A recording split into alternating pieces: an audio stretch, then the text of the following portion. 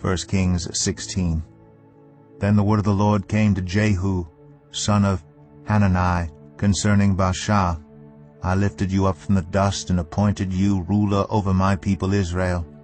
But you followed the ways of Jeroboam, and caused my people Israel to sin and to arouse my anger by their sins. So I am about to wipe out Baasha and his house, and I will make your house like that of Jeroboam son of Nebat. Dogs will eat those belonging to Baasha who die in the city, and birds will feed on those who die in the country. As for the other events of Baasha's reign, what he did and his achievements, are they not written in the book of the annals of the kings of Israel? Baasha rested with his ancestors and was buried in Tirzah, and Elah, his son, succeeded him as king. Moreover, the word of the Lord came through the prophet Jehu, son of Hanani, to Baasha and his house, because of all the evil he had done in the eyes of the Lord, arousing his anger by the things he did, becoming like the house of Jeroboam, and also because he destroyed it. In the 26th year of Asa king of Judah, Elah son of Baasha became king of Israel, and he reigned in Tirzah 2 years. Zimri, one of his officials who had command of half his chariots, plotted against him. Elah was in Tirzah at the time, getting drunk in the home of Arzah, the palace administrator at Tirzah. Zimri came in, struck him down, and killed him in the 27th year of Asa king of Judah. Then he succeeded him as king. As soon as he began to reign and was seated on the throne, he killed off Baasha's whole family. He did not spare a single male, whether relative or friend. So Zimri destroyed the whole family of Baasha in accordance with the word of the Lord spoken against Baasha through the prophet Jehu, because of all the sins Baasha and his son Elah had committed and had caused Israel to commit, so that they aroused the anger of the Lord, the God of Israel, by their worthless idols.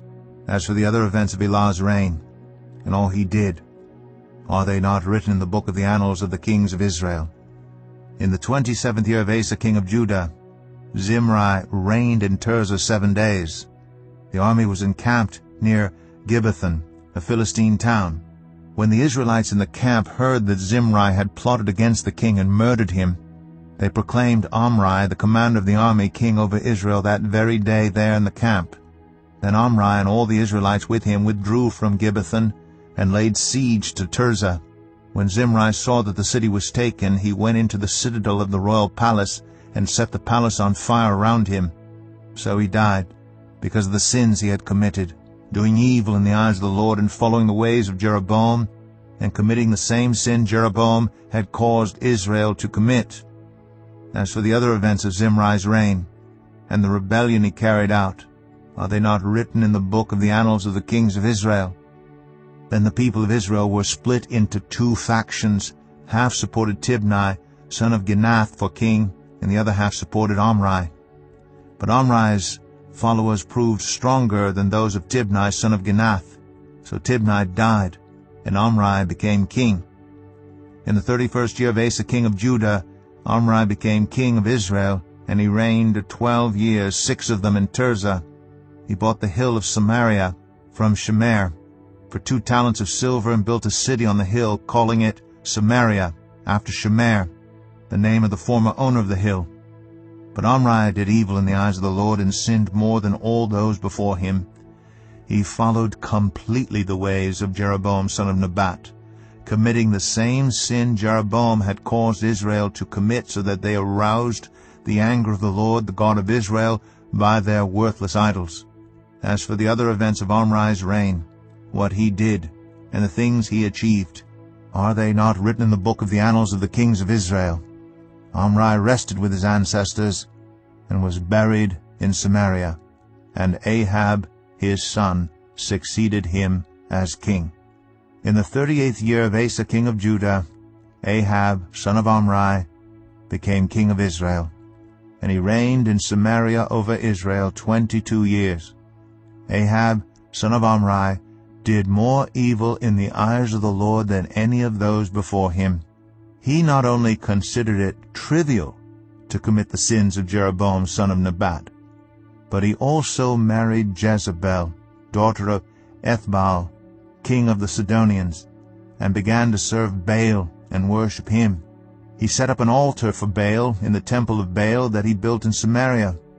Ahab also made an Asherah pole, and did more to arouse the anger of the Lord, the God of Israel, than did all the kings of Israel before him.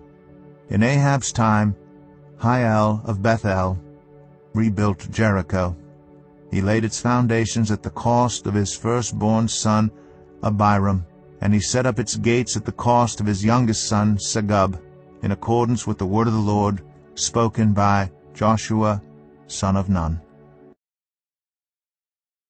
Jeremiah 42. Then all the army officers, including Johanan, son of Kareah, and Jezaniah, son of Hoshaiah, and all the people from the least to the greatest, approached Jeremiah the prophet and said to him, Please hear our petition, and pray to the Lord your God for this entire remnant. For as you now see, though we were once many, now only a few are left. Pray that the Lord your God will tell us where we should go and what we should do. I have heard you, replied Jeremiah the prophet. I will certainly pray to the Lord your God as you have requested. I will tell you everything the Lord says, and will keep nothing back from you. Then they said to Jeremiah, May the Lord be a true and faithful witness against us if we do not act in accordance with everything the Lord your God sends you to tell us. Whether it is favorable or unfavorable, we will obey the Lord our God, to whom we are sending you, so that it will go well with us, for we will obey the Lord our God. 10 days later the word of the Lord came to Jeremiah. So he called together Johanan, son of Kareah, and all the army officers who were with him, and all the people from the least to the greatest. He said to them, This is what the Lord, the God of Israel, to whom you sent me to present your petition, says, If you stay in this land, I will build you up and not tear you down. I will plant you and not uproot you, for I have relented concerning the disaster I have inflicted on you. Do not be afraid of the king of Babylon, whom you now fear. Do not be afraid of him, declares the Lord, for I am with you and will save you and deliver you from his hands. I will show you compassion, so that he will have compassion on you and restore you to your land. However, if you say, We will not stay in this land, and so disobey the Lord your God, and if you say, No, we will go and live in Egypt, where we will not see war or hear the trumpet or be hungry for bread, then hear the word of the Lord, you remnant of Judah. This is what the Lord Almighty, the God of Israel, says.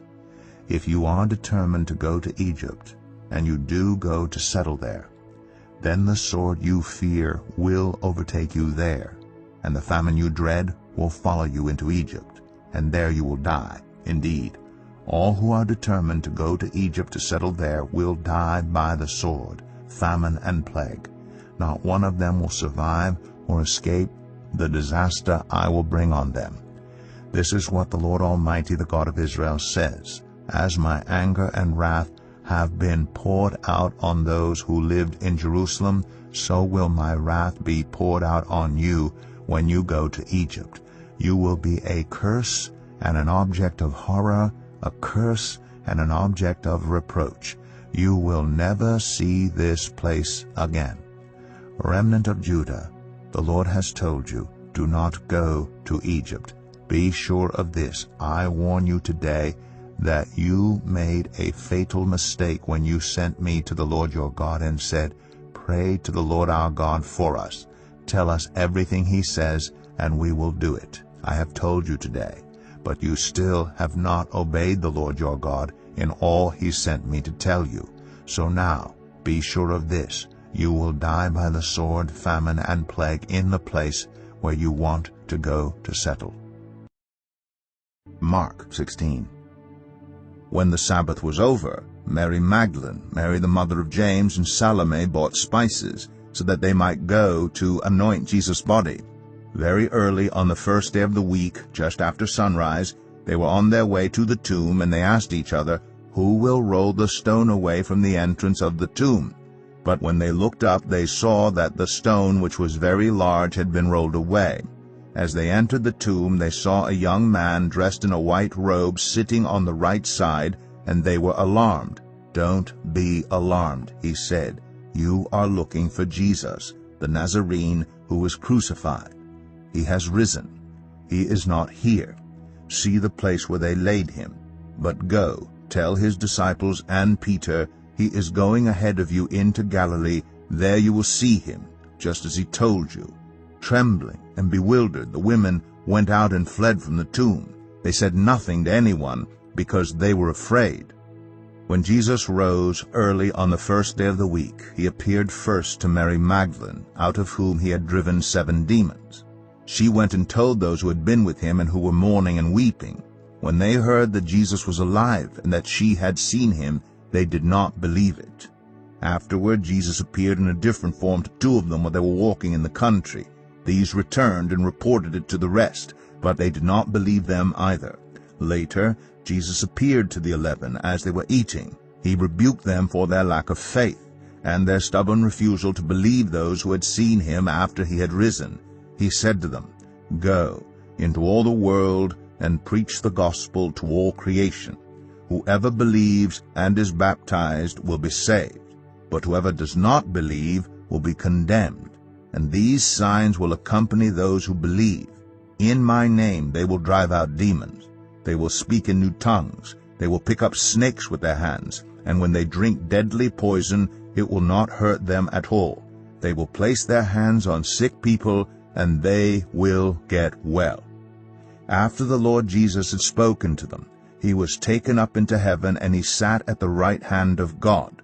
Then the disciples went out and preached everywhere, and the Lord worked with them and confirmed his word by the signs that accompanied it.